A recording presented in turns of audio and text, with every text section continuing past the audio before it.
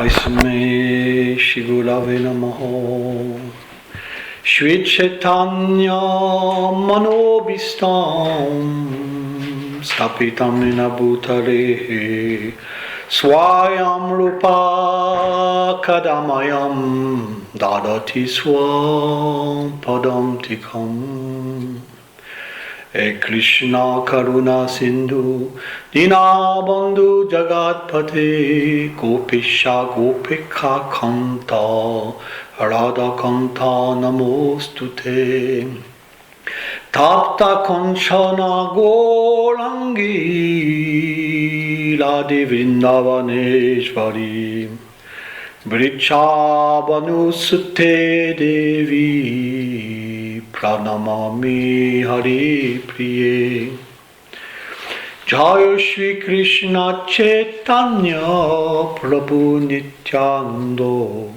Shri Advaita Gadadhara Shivasadi Gaura Bhakta Vrinda Hare Krishna Krishna Krishna Hare Hare Hare Ramo Ramo Ramo Hare Hare Vrindaye Tulasi Devai Priyaye Keshavasucha Krishna Bhakti Pratidevi Satyavate Namo Namah Vanchakarpatarubhyacha Kripa Sindhu Bhyayevacha Patitanam Pavanebhyo Vaishnavebhyo Namo Namaha.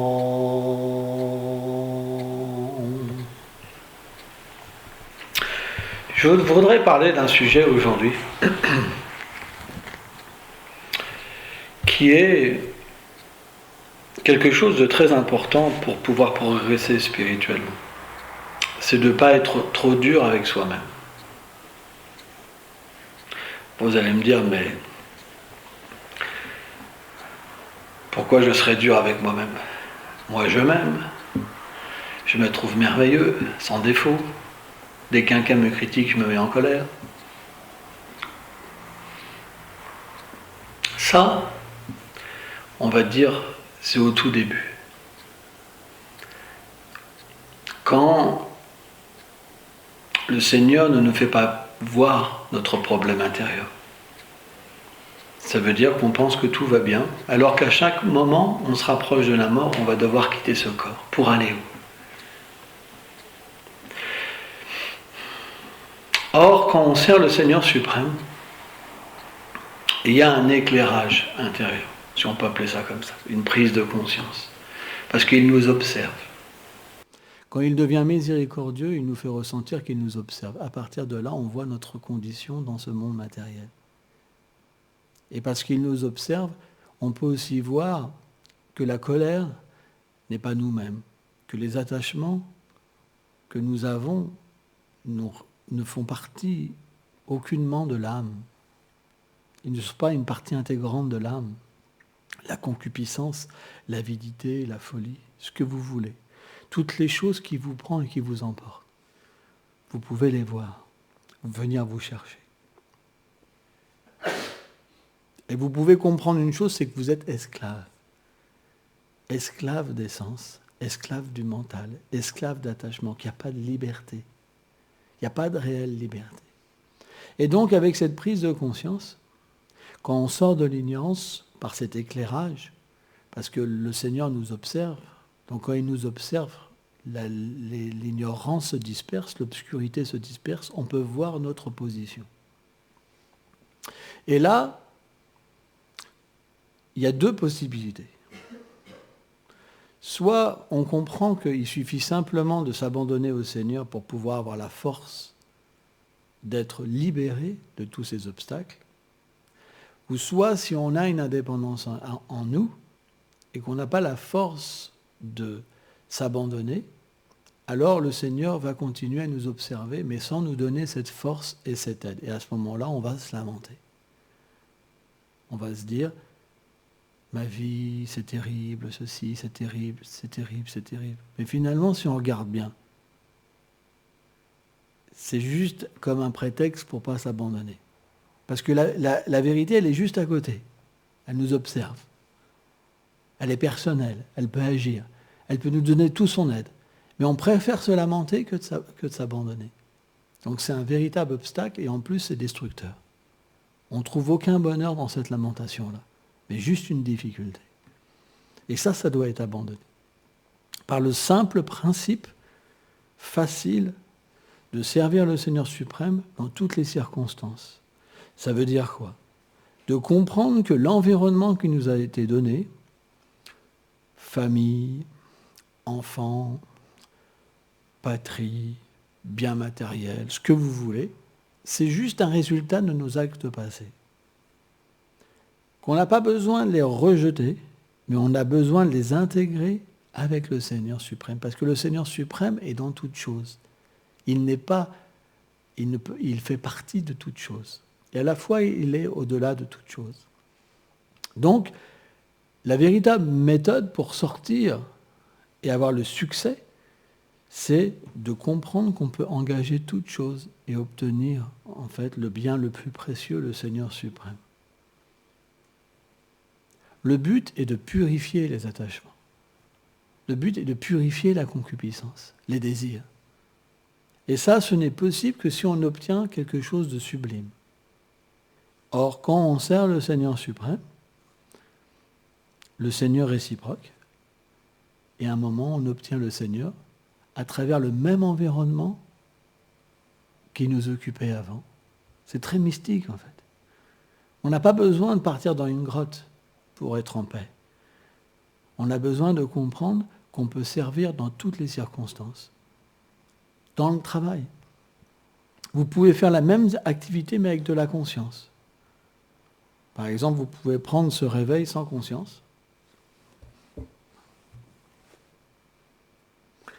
Ou vous pouvez prendre ce réveil comme un service d'amour, avec amour pour le Seigneur suprême. Et là, vous allez pouvoir voir que cette relation s'éveille dans votre cœur.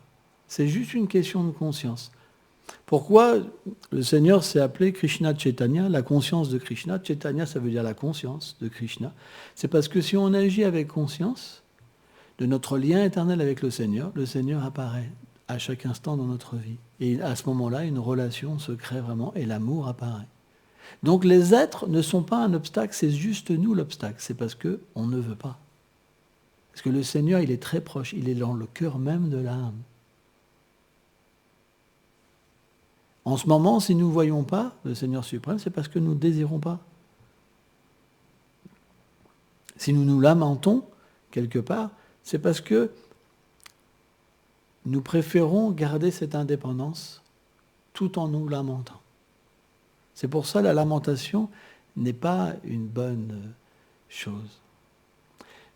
Elle peut venir à un niveau spirituel qui est élevé, où on ressent des sentiments d'amour très profonds pour le Seigneur, et parfois le Seigneur se cache de son dévot pour augmenter son amour. À ce moment-là, cette lamentation, c'est de la félicité. Ce n'est pas un obstacle. Mais quand on se lamente, on doit comprendre une chose, c'est qu'on rate l'opportunité de prendre l'assistance du Seigneur suprême, de le servir. Il est juste à côté. C'est juste une question d'amour. C'est juste une question de désir. Qu'est-ce que c'est un impersonnaliste? Et un personnaliste, c'est une personne qui ne désire pas avoir de relation et une qui désire avoir une relation. Donc, c'est le désir. Finalement, si on développe le bon désir, on peut voir la vérité partout. On peut être avec la vérité. On peut voir qu'elle a une forme, on peut voir qu'elle a un nom, on peut voir qu'elle a un royaume, qu'elle a des associés et qu'on a notre place.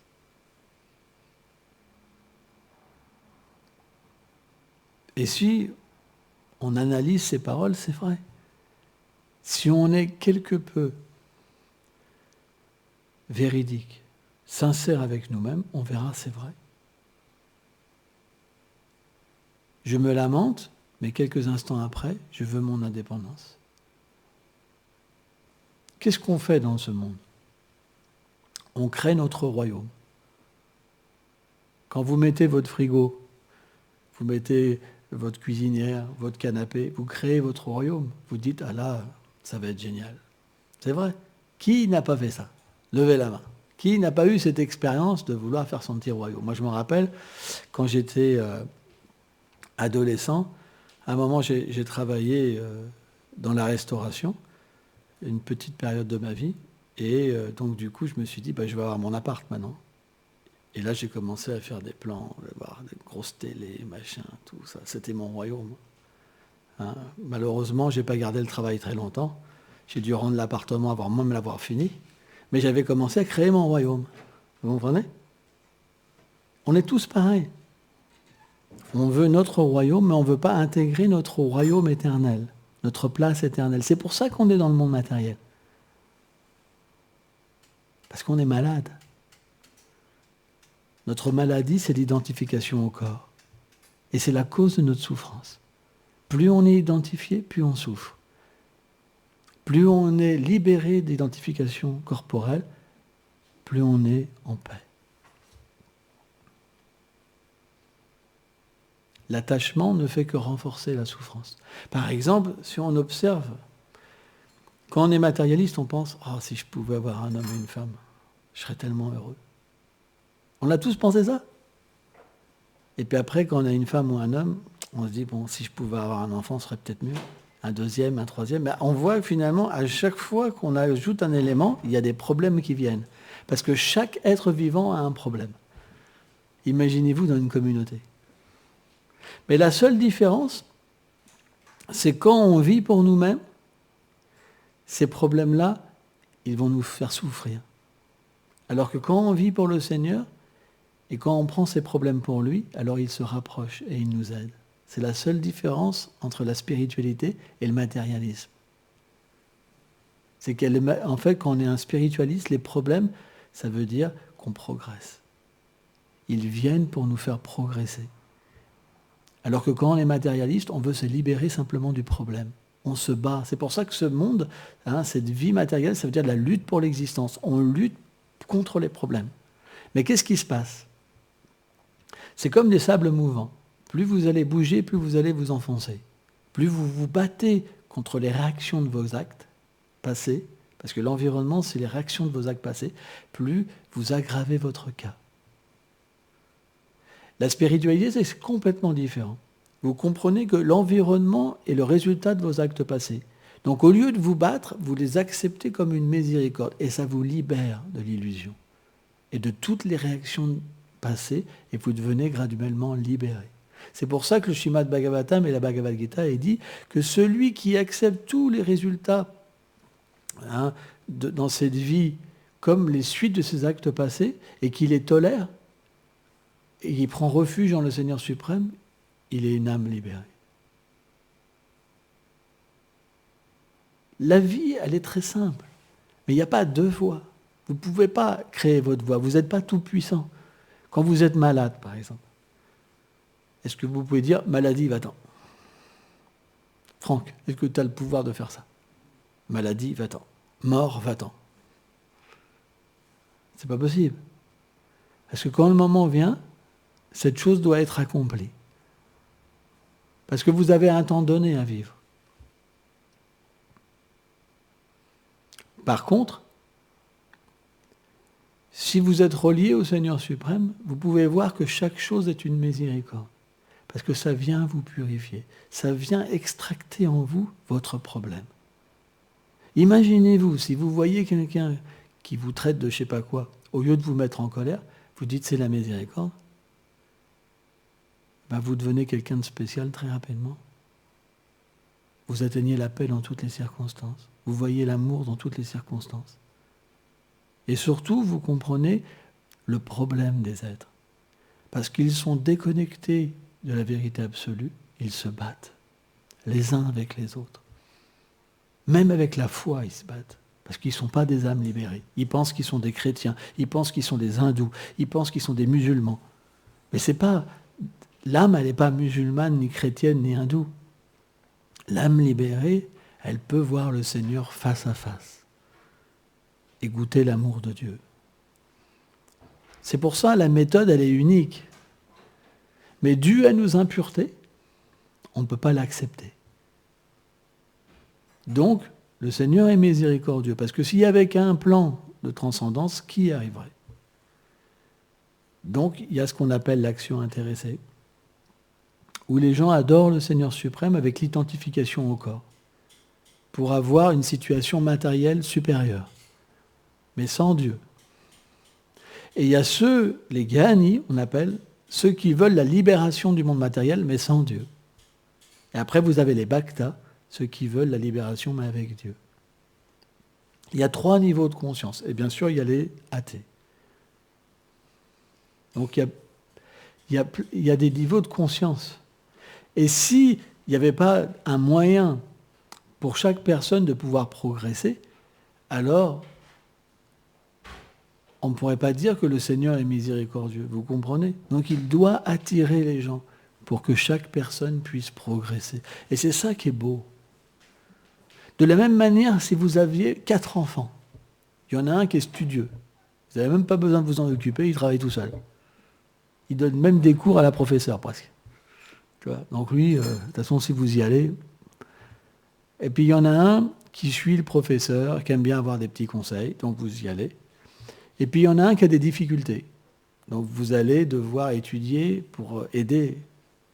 Et puis il y en a un, il ne veut rien, il ne veut pas de votre aide. Mais est-ce que vous allez le rejeter? Non. Vous allez avoir une attitude, avec les 4 personnages, vous allez avoir une attitude différente, un rôle différent. Vrai ou pas?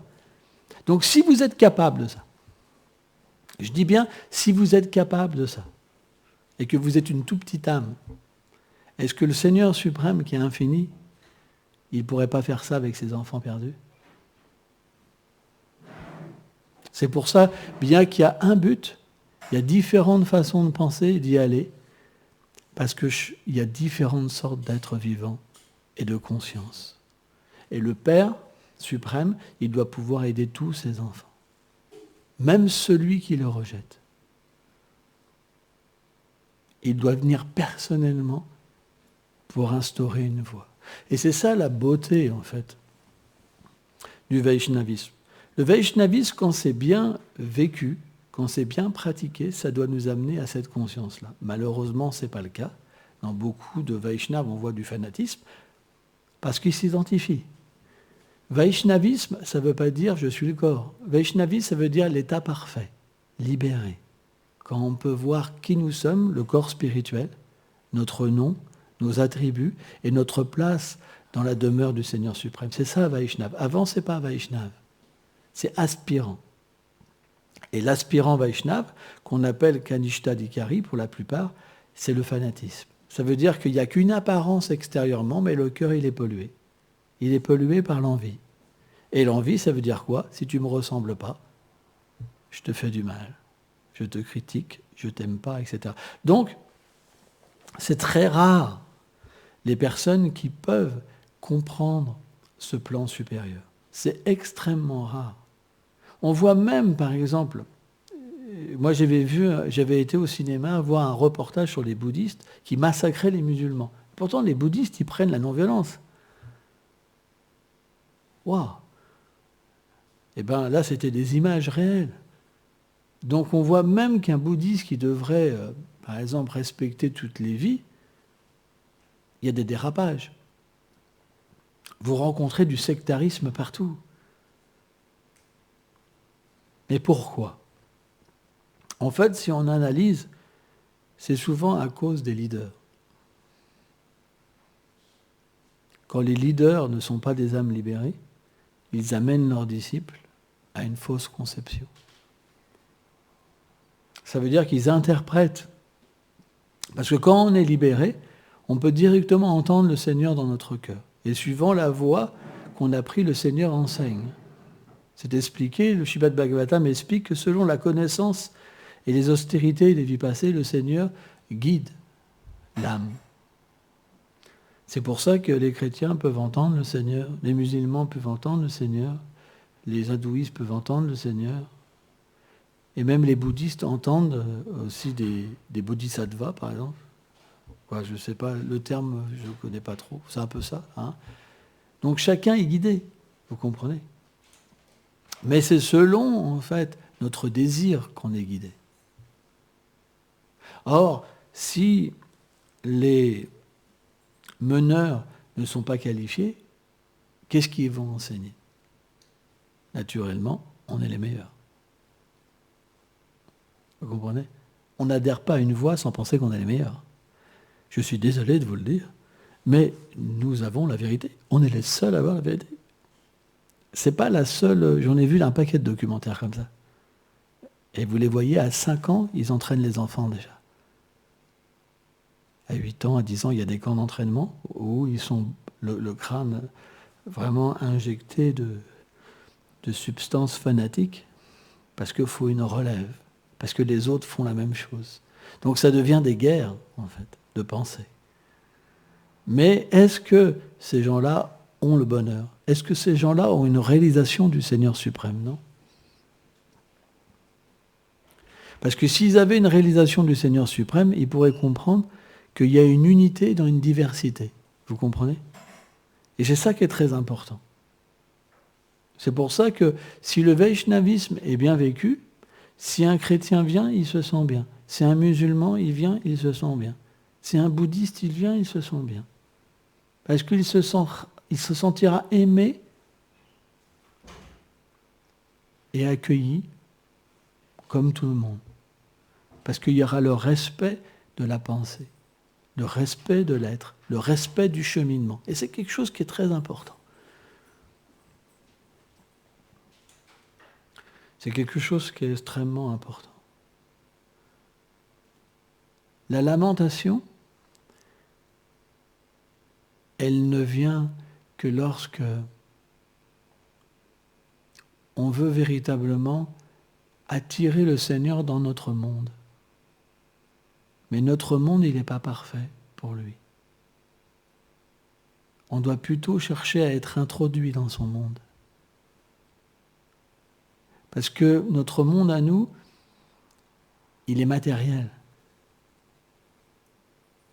Il est limité. Il n'a pas la toute beauté. Donc on doit véritablement quitter cette lamentation et avoir cette prière pour être son associé. C'est très important. On doit avoir cette prière.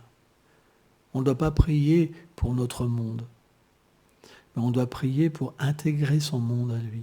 Ça, c'est la dévotion. Parce que notre monde, de toute façon, il sera détruit. Tout dans le monde matériel naît, se maintient, décroît et disparaît. C'est expliqué que même l'univers matériel, il y a des âges. L'âge d'or, l'âge de bronze, l'âge d'argent, l'âge de fer, où toutes les choses se dégradent aussi. C'est la nature de ce monde. Et aussi, ce monde, il a un début, il a une fin. Sauf que c'est un cycle sans fin. Donc un monde qui se détruit, c'est pas un monde où on peut miser notre valeur, miser notre sentiment.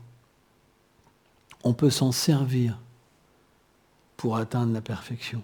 Parce qu'on n'a pas le choix. C'est comme ce véhicule, il vous a été donné, pas pour vous identifier, mais pour vous en servir pour atteindre la perfection. Parce que c'est le meilleur véhicule, le corps humain. Il n'y a ni trop de souffrance, ni trop de bonheur. Sur les planètes édéniques, par exemple, ce qu'on appelle les paradis, les planètes supérieures, il y a tellement de bonheur qu'on ne peut pas ne pas être absorbé dans le bonheur. Sur les planètes infernales, il y a tellement de malheur qu'on ne peut pas s'absorber dans autre chose que dans le malheur. Mais les planètes intermédiaires, c'est expliqué comme la Terre, il n'y a ni trop de bonheur, ni trop de malheur. Et c'est parfait pour pouvoir voir la situation géographique du monde matériel, de pouvoir observer cette réalité. Et pour ça, il faut bien sûr une connaissance qui est pure. Et cette connaissance, elle doit être donnée par le Père. Par exemple, bien que vous avez 4 sortes d'enfants, on est bien d'accord, mais aux 4, vous avez quand même donné la même miséricorde et la même connaissance pour qu'ils y arrivent. Sauf que vous leur donnez le but, mais la façon qu'ils vont y arriver, ça sera légèrement différent. Vous comprenez? Mais vous n'allez pas en disqualifier un. Vous voulez que les 4 accèdent à la même perfection. Vrai ou pas? C'est vos enfants. Vous ne pouvez pas les aimer en aimer plus un que l'autre. En tout cas, le Seigneur, lui, c'est pas sa nature. Par contre, vous allez réciproquer avec l'amour qu'ils ont. C'est normal. Mais sans oublier que chacun doit progresser. C'est pourquoi les méthodes sont différentes, mais le but, il sera le même. Vous pouvez même tricher un enfant pour qu'il atteigne le but. Par exemple, il y a des enfants, ils pensent que sans drogue, sans vivre dans un gang, ils ne seront pas heureux. Alors parfois, il faut essayer de les tricher pour les sortir de là. C'est une réalité. Par exemple, si un enfant rentre dans une secte, avec des gens vraiment méchants, si vous leur dites « t'es dans une secte, je vais t'aider, je vais t'en sortir », l'enfant, qu'est-ce qu'il va dire ? « Ah, ma mère est devenue mon ennemi ». C'est pas du tout comme ça qu'il faut faire. Il faut déjà comme accepter ce qu'une personne fait. Et graduellement, naturellement, qu'est-ce qui va se passer ? Si une chose n'est pas bonne, à un moment ou à un autre, l'enfant va s'en apercevoir. Mais si vous attaquez, qu'est-ce que va faire l'enfant ? Il va prendre plus refuge d'un mauvais groupe. Il n'aura plus de refuge, ni dans un ni en autre. C'est pas évident. Donc notre attachement peut parfois nous faire mal agir. Mais si on réfléchit, et que si véritablement on a de l'amour, on va agir d'une manière parfaite. Et on va même parfois tricher quelqu'un pour qu'il atteigne le succès. C'est pourquoi le Seigneur, parfois, il vient même pour introniser l'impersonnalisme, ou même le nihilisme, pour des gens qui rejettent vraiment l'aspect personnel. Ils ne veulent pas de relation. Et pourtant, c'est lui-même qui vient. Par exemple, il a ordonné à Sankaracharya, qui est Shiva lui-même, de prêcher une doctrine que tout est Dieu. Et Shiva, il a dit, mais je ne veux pas faire ça, Seigneur. C'est une véritable histoire qui est expliquée dans le Padma Purana. Il lui a dit, si, tu dois enseigner que tout est Dieu. Parce que comme ça, les êtres qui sont envieux, qui veulent être moi, ils vont suivre cette voie et progresser. Vous comprenez ? Le monde matériel, c'est plein d'envieux, de personnes qui veulent être Dieu. Tout le monde veut être Dieu. La preuve, c'est que le Seigneur existe et personne ne s'abandonne à lui. Ou alors quand on a besoin de lui, qu'on souffre trop, on l'appelle. Allô, finalement, tu peux m'aider un petit peu, mais pas trop, juste ce qu'il faut. Ça veut dire que quand ça va mieux, si tu peux me laisser tranquille après, ce serait pas mal. C'est un peu ça. Si on regarde les cahiers, par exemple, dans les maisons de prière, s'il te plaît, aide-moi, aide mon fils, et ceci, mais personne ne marque est-ce que tu pourrais me reprendre dans ta demeure éternelle ? Faites l'expérience, lisez un cahier de prière du début à la fin. Vous ne trouverez pas une prière pure, juste de l'action intéressée. Faites l'expérience. Moi, je l'ai lu plusieurs livres de prière. Et c'est comme ça. Juste pour voir. C'est impressionnant. Ils ne veulent pas plus. Donc, automatiquement, de la même manière que vous aurez un enfant, vous ne pouvez pas forcer un enfant. Donc vous accompagnez un enfant et vous allez même le tricher pour qu'il puisse progresser. Et un jour, cet enfant, il vous dira merci. Parce qu'il a vu que vous avez fait quelque chose d'extraordinaire que personne n'avait fait. Et c'est ça qui est beau. Et à ça, bien sûr, ça se rapporte vraiment au Seigneur suprême, qui nous accompagne vie après vie dans notre cœur. Et tout le temps, on le rejette. On passe quelque chose de supérieur qui va disparaître au lieu de la relation primaire et éternelle qu'on a avec lui. C'est pourquoi on devrait cultiver cette relation à travers notre environnement. De cette manière-là, les deux seraient accomplis, ça serait parfait. C'est ça le véritable renoncement. On ne demande pas aux gens d'être sectaires et de rejeter les gens. On demande simplement aux êtres vivants d'accepter leur relation avec le Seigneur. C'est dans votre cœur, vous n'êtes pas obligé d'en parler. Mais si vous agissez sans lui, c'est l'illusion. C'est juste illusoire. On n'est pas des religieux. qui avons besoin de quelque chose de temps en temps. On est des spiritualistes. On veut vivre avec la vérité. C'est ça qui est très important à comprendre.